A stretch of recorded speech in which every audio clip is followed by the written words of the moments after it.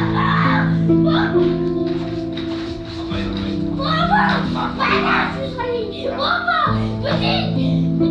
is the moment a Syrian boy realizes he's been blinded by a remote-controlled IED attack.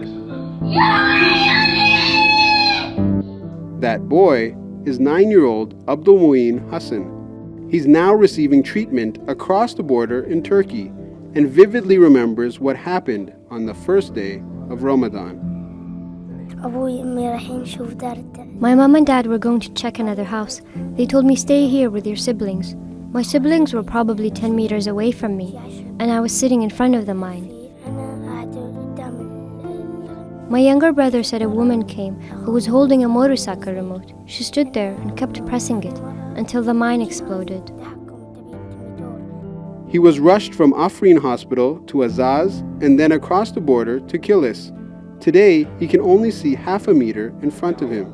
His father says Abdulmuin only had 2 questions to ask. The first one, where are my eyes? And the second, when is my mother coming? This is all that he asked me. This is Abdulmuin's happy place, playing football with other Syrian boys he met here in Kilis.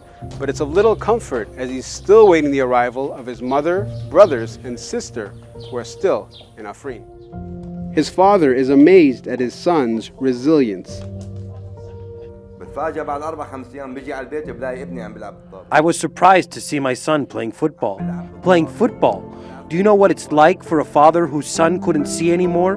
To come home 4 or 5 days later and find his son playing football? This is God's doing. Abdulmuin still has a long way to go on his road to recovery.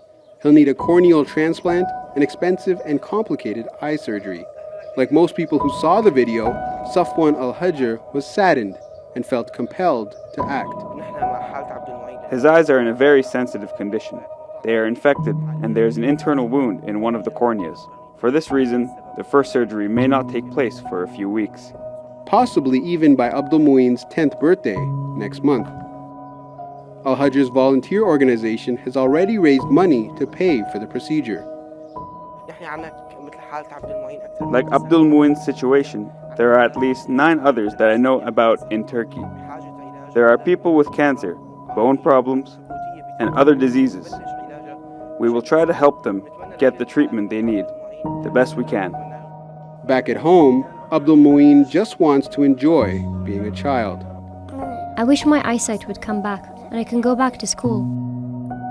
A simple wish, returning sight to sore eyes.